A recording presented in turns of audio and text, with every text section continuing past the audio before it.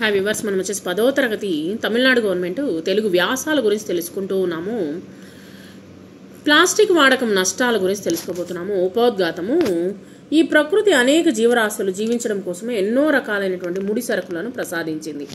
ఆ ముడి సరుకులను తనకు ఉపయోగపడేలా చేసుకుని శక్తి మనిషికి మాత్రమే ఉందన్నమాట. అలాంటి ముడి పదార్థాలతో ఆధునికులు ఉపయోగించేటువంటి వాటిని ముఖ్యమైనటువంటిది ఏంటంటే ప్లాస్టిక్. నేటి హైటెక్ యుగంలో మనిషి ఉదయం లేచినప్పటి నుండి రాత్రి పడుకునే వరకు ప్లాస్టిక్తోనే వాడుతున్నాడు అనమాట. పూర్వము ప్రజలు సంతలకు పట్టణాలకు చేతి సంచులతో వెళ్ళి అటువంటి ఆనవాయితీ అంటే పసుపు సంచితో తీసుకొని వెళ్ళేవాళ్ళు అనమాట. ఆ కాలంలో వచ్చేసి లేదా తెల్ల సంచో వాట్ ఎవర్ ఇట్ ఇస్ ఈ యొక్క నూలుతో చూసినటువంటి సంచులని తీసుకొని పోయేవాళ్ళు అనమాట. గుడ్డ ముక్కలతో కూడినటువంటి సంచులని తీసుకుని వెళ్ళేవాళ్ళు. నేడు అన్ని చోట్ల ప్లాస్టిక్ వస్తువులు సంచులు దర్శనమిస్తున్నాయి. ఒక్క మాటలో చెప్పాలంటే 20వ శతాబ్దము ప్లాస్టిక్ యుగంగా మారింది. మానవుడు వీటికి బానిసయ్యాడు అనడంలో కూడా అతిశయోక్తి లేదనమాట. కాబట్టి మానవుడు ప్లాస్టిక్ వాడకాన్ని ఎక్కువైపోయిందనమాట.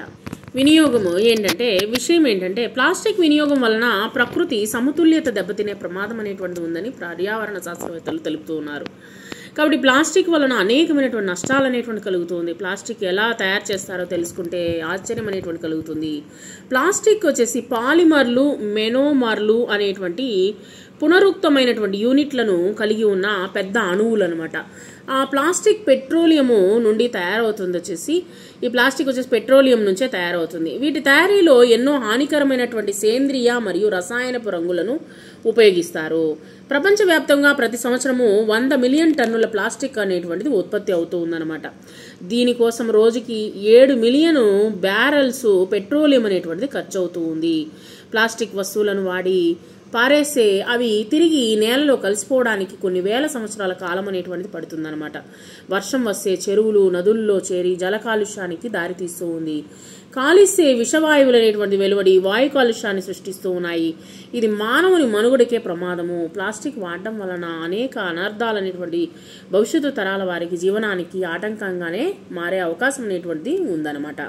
సరే, దీనివల్ల నష్టాలు ఏంటి అంటే ప్లాస్టిక్ సంచుల వినియోగం పర్యావరణానికి పెనుముప్పుగా మారిందనమాట. చాలామంది వాటిలో ఆహారాన్ని కూడా తెచ్చుకుంటూ ఉన్నారు. వీటి తయారీలో ప్రొప్లైన్, పెనాల్, ఎథిలిన్, పొలిస్ట్రీన్, బెంజిన్ మొదలైనటువంటి రసాయనాలని వాడుతారనమాట.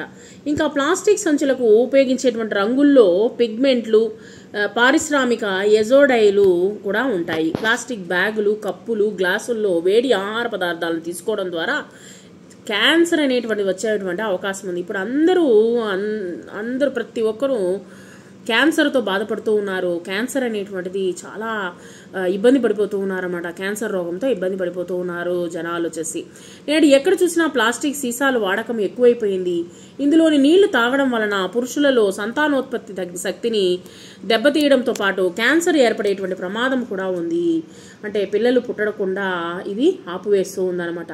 ప్లాస్టిక్ సీసాల్లోని నీరు సేవించడం వలన స్త్రీలకు రొమ్ము క్యాన్సర్లు రావడానికి కూడా అవకాశాలు అనేటువంటిది ఎక్కువగా ఉన్నది. సరే, మన దేశంలో 80% మంది ప్లాస్టిక్ పెన్నులను వాడుతూ ఉన్నారనమాట. ప్రతి 100 పెన్నుల్లో 70% పెన్నులు వ్యర్థంగా మారుతున్నాయి. సో ఆ పెన్నులన్నీ మనం ఏం చేస్తున్నాము, చెత్తలో వేసేస్తూ ఉన్నాం అనమాట.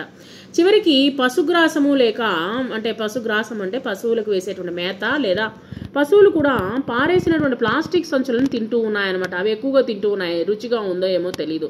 అందువల్ల పశువుల అనారోగ్యంతో చనిపోతూ ఉన్నాయన్నమాట. ఆ యొక్క కడుపులో మొత్తం ప్లాస్టిక్ అనేటువంటిది ఉండిపోయి అవి చనిపోతూ ఉన్నాయన్నమాట అనారోగ్యంతో. సరే, మనము నివారణ చర్యలు ఏం చేస్తూ ఉన్నాయంటే ప్లాస్టిక్ సంచులను బయోడిగ్రేడబుల్గా 20 మైక్రాన్లు కంటే మందం తక్కువ కాకుండా 12 అంగుళాలు పొడవు 8 అంగుళాల వెడల్పుతో మాత్రము తయారు చేయాలి. వీలైనంత వరకు వీటి వాడకాన్ని తగ్గించుకోవాలి. ప్రతి ఒక్కరూ దీన్ని తమ బాధ్యతగా గుర్తించాలన్నమాట. కవర్లు, కప్పులు, కవర్ బాటిల్స్ను బహిరంగ ప్రదేశాల్లో పాడేయకుండా కఠిన చర్యలు అనేటువంటి తీసుకోవాలి.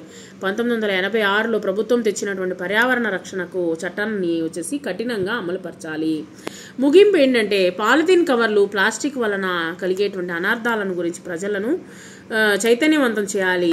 వీటి తయారీని కట్టడి చేస్తే దిశగా కాలుష్య నియంత్రణ మండలి, స్వచ్ఛంద సంస్థలు, ప్రభుత్వాలు అనేటువంటిది శ్రద్ధ చూపించి వాటిని నివారించేదానికి ఎన్నో ప్రయత్నాలు అనేటువంటిది చేయాల్సినటువంటి బాధ్యత కూడా వచ్చేసి ఈ యొక్క ప్రభుత్వం పైన ఉన్నది.